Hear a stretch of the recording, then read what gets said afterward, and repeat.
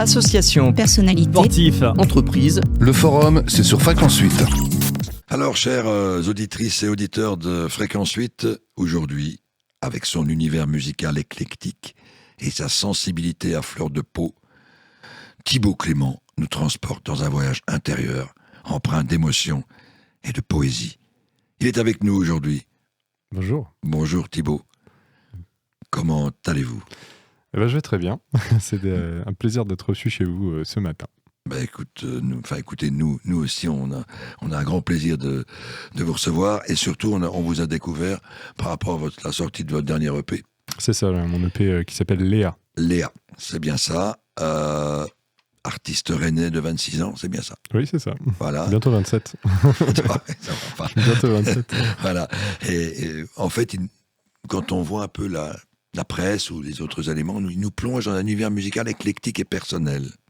Éclectique et personnel. Alors, ouais. Alors, personnel, c'est parce que je parle beaucoup d'histoire de vie. Je suis inspiré d'histoires vécues. C'est quelque part tout ce que j'ai la prétention de dire, parce que tendre à l'universel, c'est toujours un petit peu plus compliqué. Alors, je raconte des choses que j'ai vécues. C'est déjà un point de départ, en tout cas, pour l'écriture. Et ce que je veux dire par, tu disais éclectique, je crois. Oui, éclectique. Donc c'est plus une introspection aussi. Éclectique, c'est plus sur la diversité des influences, parce que je fais de la chanson française, parce qu'il fallait bien choisir une étiquette. Et puis je chante en français. Il y a une espèce de filiation, si je peux me le permettre, avec la chanson française, mais j'ai aussi pas mal d'influences ça va du rock alternatif à la musique classique, avec quelques teintes de jazz. Je suis surtout un auditeur de jazz, même si je n'ai pas de formation de musicien de jazz à proprement parler. Mais donc éclectique, c'est tout ça, ouais. C'est toutes ces choses mélangées. Et puis on l'entend en écoutant. Les auditrices, auditeurs ont l'occasion d'écouter, mais justement, on entend ces influences. On entend bien ces influences, ouais. Et sur différents titres. On aura l'occasion d'en passer. Donc, et les influences de la chanson française, on parlait de Boris Vian. Ouais. C'est vrai. C'est peut-être un peu lointain, mais ça veut pas nécessairement dire que ça leur ressemble. Mais parfois on me dit que ça fait penser à du Dutheil ou du Lavillier, même si c'était pas forcément c'est une belle référence. Je les ai je suis très flatté, mais je les ai découverts tardivement, et je suis plus influencé par je me suis mis à écrire, c'était plus Gainsbourg, Anne Sylvestre. Et Boris Vian, c'est un auteur que je l'admire beaucoup comme auteur et comme chanteur, bien sûr, et comme musicien. Et Boris Vian, c'est plus cette histoire d'essayer de mélanger un peu ironiquement des traits d'humour, mais assez subtils, avec parfois une grande mélancolie.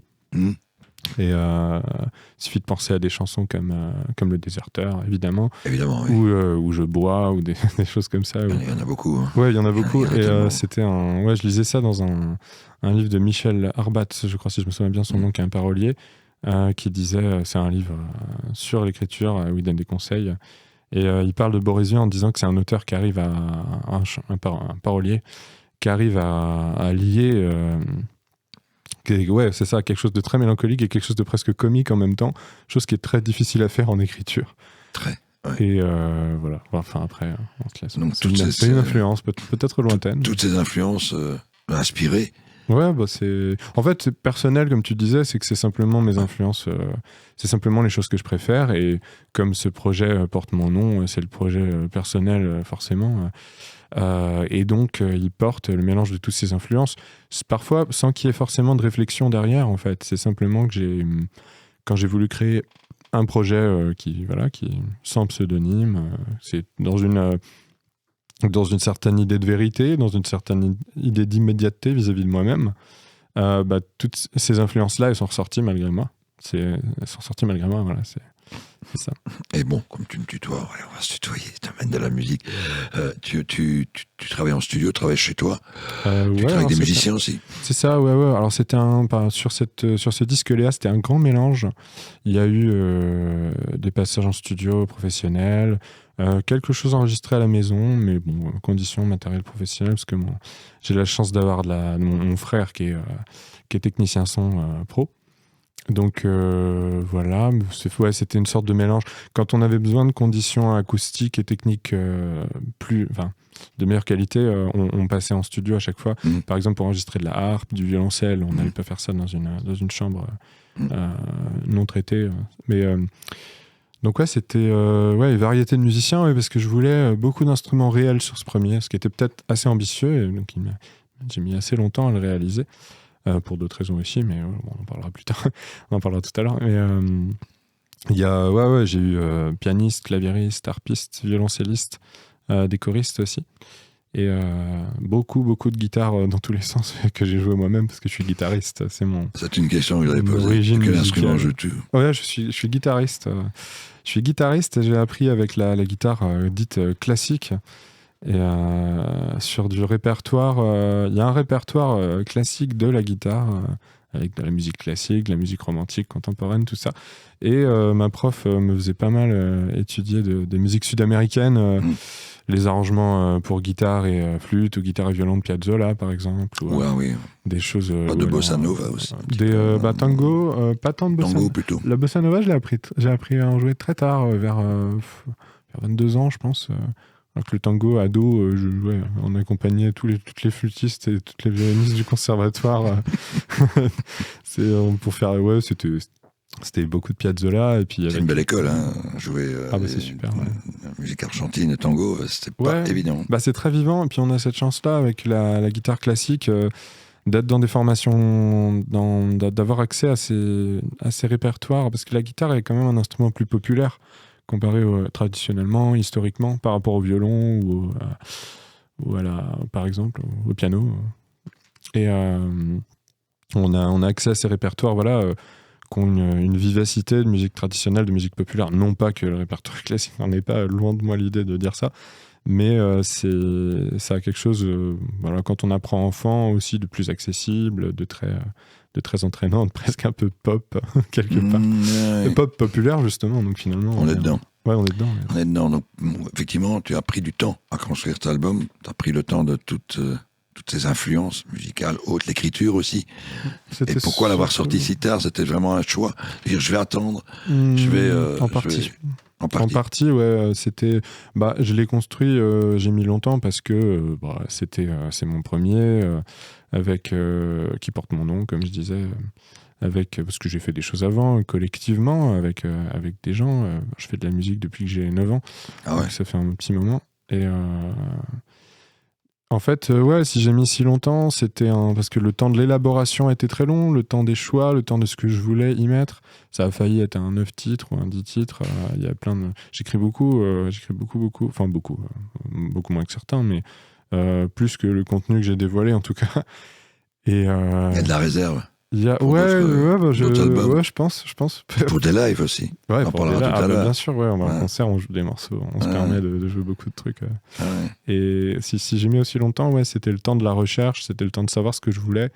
Et je pense que le prochain ne me mettra pas autant de temps à produire, par exemple, parce que j'ai acquis, j'ai tiré certaines leçons, on va dire, de cette réalisation-là, qui pour la suite me permettent de savoir plus précisément ce que j'envisage. C'était même une question d'apprendre à envisager, d'apprendre à projeter un projet studio comme ça.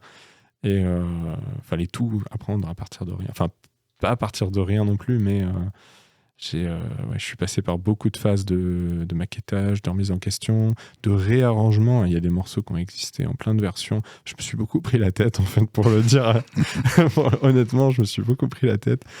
Mais je suis bien content. Je pense que le résultat, l'album avait été fini de mixer en janvier 2023. Et ensuite, j'ai pris le temps l'album, l'EP, c'est pas un album, c'est un EP. Un EP, ouais. Que je conseille, on en parlera tout à l'heure. Je voulais savoir exactement comment je voulais le sortir, quoi préparer visuellement. On a pris le temps de réaliser un clip aussi. Voilà.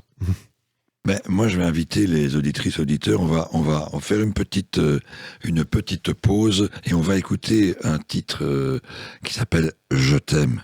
Très beau titre. Et voilà le très beau titre qu'on a écouté, « Je t'aime » de Thibaut Clément, qui est avec nous sur Fréquence 8. C'était une très très belle chanson que tu as écrite là. Je pense que c'est un titre pour tous les amoureux. Tous les gens qui s'aiment, pas que les amoureux. Ouais, pas que les amoureux, ouais, c'est ça. Bah, merci beaucoup déjà. Et ouais, c'est vrai que c'est un titre que j'ai écrit pour une amoureuse au départ, mais qui en fait, je me suis rendu compte, surtout en en parlant avec les gens, en ayant des retours, il y a eu beaucoup de gens qui m'ont écrit ou avec qui j'ai échangé, même dans mon cercle immédiat. Et ouais, je me suis rendu compte que ça dépassait une dimension romantique, quoi. Ça allait plus loin, ça pouvait être Oui, voilà. une sorte d'amour. Ouais, ça vaut pour absolument tous les gens qui s'aiment, quels qu'ils soient. C'est ça. Quels qu'ils soient, et on en a bien besoin à notre époque. Ouais, c'est sûr. On en a vraiment besoin. C'est surtout ça le message finalement. Voilà. Hein, c'est que Voilà, l'affect des mots. C'est Ouais. important. Ouais, c'est vrai. Voilà. Et je rassure les auditeurs, il n'y a pas que ce titre-là. Ah bah oui. Il y en a d'autres, on va pas tout dévoiler aujourd'hui. C'est d'ailleurs le dernier. Parce que quand on écoute l'EP, le disque dans l'ordre, Je t'aime arrive en dernier. Et il y a une petite outro, il y a une petite coda, une petite conclusion après, qui dure 30 secondes, mais c'est le dernier morceau à proprement parler. C'est-à-dire, voilà, je voulais le mettre. Pour moi, c'était le message final, quoi. Ben, c'est bien, terminer un album comme ça. Enfin, nous, on commence par ça. On terminera par autre chose tout à l'heure. Ouais, c'est ça. Et donc, là, je voyais aussi que c'est aussi de la poésie. Alors, est-ce que tu avais participé? Je crois que j'avais vu ça dans un article de presse. Un atelier, ouais, récemment. Ouais. Alors, en fait, ouais, j'ai été invité... Dinard, si je m'abuse. C'est ça, à Dinard, ouais, un atelier animé... Alors, c'était au CCAS. Ils animent fréquemment des ateliers poésie hebdomadaires où les participants écrivent et partagent de la poésie. Et j'ai été invité par l'animateur en tant qu'artiste pour décortiquer des chansons à moi. Et alors, c'était une expérience incroyable. Je pense qu'on est tous ressortis de là assez émus, surtout moi, forcément, d'abord parce que c'est une posture à laquelle j'étais pas habitué. Il y a eu beaucoup d'échanges, beaucoup de retours, des impressions positives, des critiques aussi. Et donc j'ai tout reçu, on a échangé sur beaucoup de textes. Alors j'avais donné une sélection de textes, c'était pas que des textes de Léa du disque, il y avait aussi des textes d'autres textes extérieurs. Par exemple une chanson qui s'appelle Sur ma lune, qui a été elle est sortie dans une petite vidéo un peu confidentielle de live au Noctambule que j'avais tournée en 2022, où je suis accompagné par un contrebassiste qui s'appelle Gilles, qui m'accompagne sur scène depuis 2 ans. Et c'était... donc il y avait un peu d'autres chansons du répertoire, on va dire, pas seulement... C'est bien le Noctambule qui est une très très très bonne adresse à Rennes. Ouais, je confirme. Ouais, il y a un bon esprit... Vraiment, un beau tremplin aussi. C'est très encourageant envers la scène locale. Puis il y a une certaine diversité esthétique, une ouverture et une programmation très intense aussi. Il y a beaucoup de concerts chaque semaine. Donc voilà. C'est une belle scène. Très très belle scène rennaise. Ouais. Ouais. Et en fait, j'avais relu un petit article aussi, une ode à la fragilité des sentiments, une invitation à contempler la beauté éphémère de l'amour. Waouh. Sur un article. Ah oui. Ouais, ça résume un peu l'album. C'est drôle parce que je dois commencer à être une star ou je sais pas quoi parce que je ne connaissais pas cet article. Tu vois, quand tu commences à plus connaître tes relais médias, c'est que tu commences à... Mais c'est un peu notre rôle aussi à la radio d'aller fouiller un petit peu pour bien... Ouais. Mais c'est dingue. Est-ce que tu peux répéter la formulation? Je peux te le répéter. Une ode à la fragilité des sentiments, une invitation à contempler la beauté éphémère de l'amour. La beauté éphémère de l'amour. Oh, It's beautiful. Ouais, c'est beau, c'est bien tourné. Après, je dirais quand même que c'est un beau résumé. Après, c'est pas forcément la beauté éphémère, c'est plus la force de l'amour. C'est plus la niaque que ça donne quand il y a besoin d'affronter les choses. Ouais, et puis il y avait aussi le terme éphémère, mais vulnérabilité et résilience de l'être humain. D'accord. Tourment de l'existence. C'est vrai, quand on écoute les textes. Il est très... parce qu'il y a ce je t'aime. C'est ça. Il y a ce je t'aime, mais il y a tout le reste, il y a tous les couplets avec les... Ouais, il y a d'autres titres, il y a Léa, il y a celui-là qu'on écoutera en finale qui est important, qui lui est un poème en musique. Ah ouais, c'est Voilà, ça. c'est Ouais, ça, en un quelque poème en musique que j'avais vu Bon, sur c'est une tous vidéo. des Je pense que poèmes en tu musique l'avais aussi. joué au Guesclin, non sorte. Ouais, c'est ça. Je l'avais fait. Dans ce magnifique endroit Ah ouais, très bel où Léo endroit, puis Ferré, avec la maison de, la maison de Léo Ferré avec juste la en maison face. de Léo Ferré, ouais. Ah bah, Petit clin tu d'œil. devais être inspiré parce que c'est quand même là qu'il a Ouais, composé Inspiré ou prétentieux, je sais pas. Mais... quelques-uns de ses plus belles chansons. ouais, bah oui. Dans sa cabane là-haut. Ouais, ouais, j'avais pensé à La mémoire et la mer. C'est ça. Sans forcément. Ouais, c'est ça. Et donc, ton EP est sorti en mars, c'est ça? Ouais, il est sorti le 29. D'accord. Il y a presque un mois. Il est disponible sur diverses plateformes. Oui, c'est ça. Alors, on peut l'écouter sur toutes les plateformes de streaming, hein, qui est le mode de consommation dominant maintenant. Oui. Donc Spotify, Apple Music, etc. Deezer. Ouais. Ouais. Et on peut aussi l'acheter en physique, ce qui aujourd'hui était un geste de soutien surtout. Donc, si vous avez un coup de cœur, je vous invite vous pouvez le commander. Sur mes réseaux, le lien se trouve assez aisément. Et voilà, aujourd'hui, c'est un geste de soutien aux artistes. Et puis certaines personnes aiment avoir l'objet physique. Oui, c'est important. Moi, j'aime bien, par exemple. Bon, après, voilà.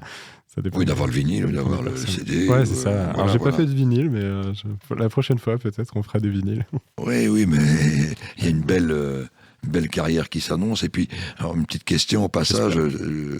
Tu vis de ta musique actuellement ou Ouais, alors je commence à en vivre correctement. Ça. Je commence à en vivre correctement. Ah ouais, ça c'est bien. Ouais. Ça c'est bien. Ouais, c'est bien. Bon, en France, on a la chance d'avoir des systèmes. On a la chance d'avoir l'intermittence, d'avoir la SSM, d'avoir... Voilà, ouais. D'avoir des gens qui soutiennent la musique. Puis la chance d'avoir un peu de public aussi. Ouais.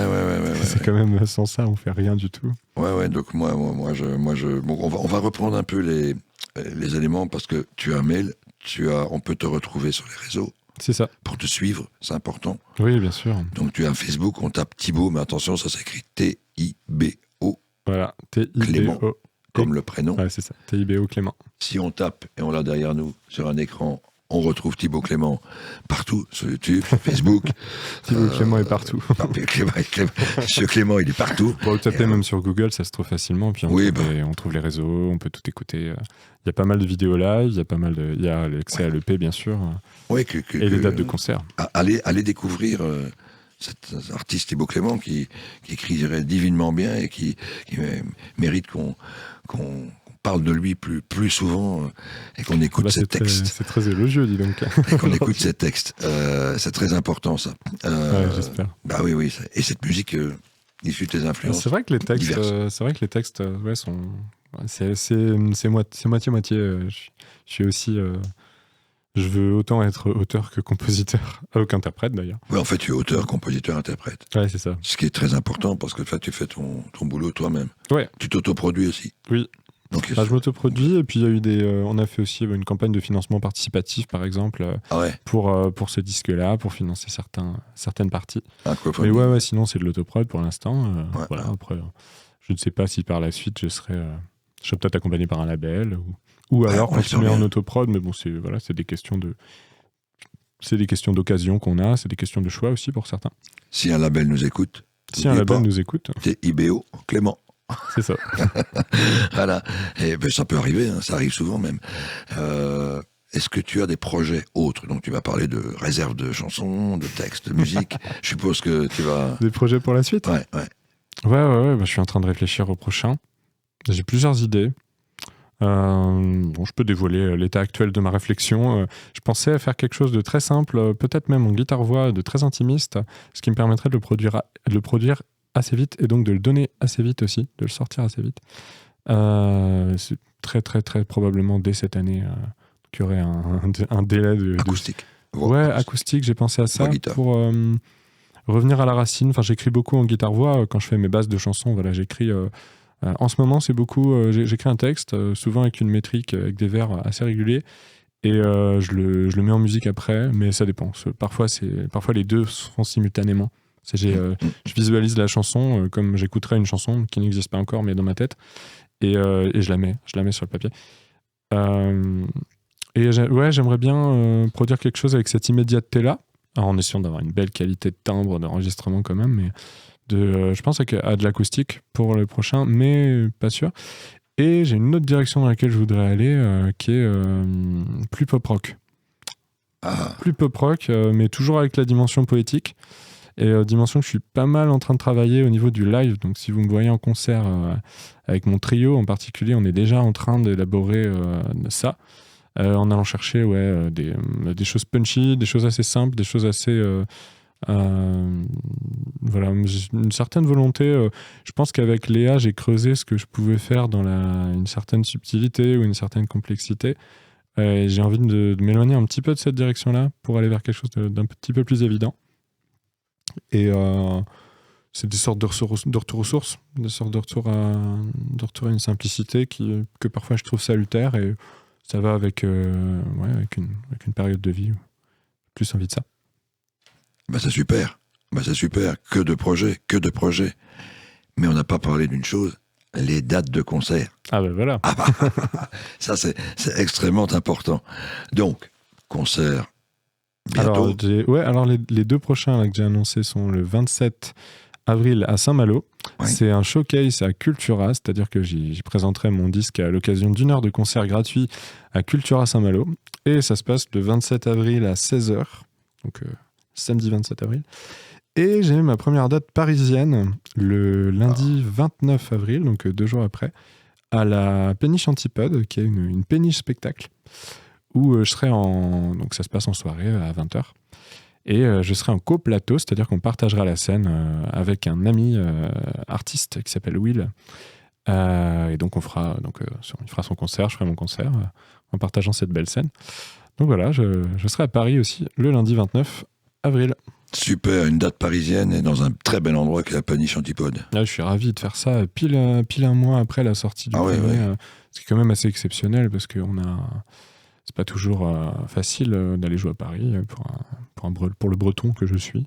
Bon, non, mais comme quoi, voilà, ça s'est fait assez naturellement. En Bretagne, on a énormément d'artistes. En Bretagne, il y a de quoi. Voilà. Il y a de quoi se produire, même en termes de lieux de concert, c'est extrêmement vif comme territoire. Donc, chers auditeurs, auditrices, vous avez écouté. Donc, allez écouter l'album, allez l'acheter. Allez voir Thibaut en concert. Nous, c'était un plaisir de t'avoir, mais tu nous avais demandé, pour terminer, un titre qui te donnait à cœur, Un château de sable. Un château de sable, ouais. Cette poésie chantée. Oui, poésie chantée, oui. Ouais, c'est ça. Bon, c'est tous des poèmes chantés, oui. Mais celui-ci, me tient particulièrement à cœur. Ça doit être mon préféré de l'EP. Voilà. Bon, on va écouter ça, comme ça les auditeurs vont pouvoir apprécier Thibaut Clément. C'était un plaisir, Thibaut. C'était un plaisir pour moi aussi. Merci beaucoup. Nous. Allez, bon concert, bonne vente d'album. Merci. Association, personnalité, sportif, entreprise. Le forum, c'est sur Fréquence 8.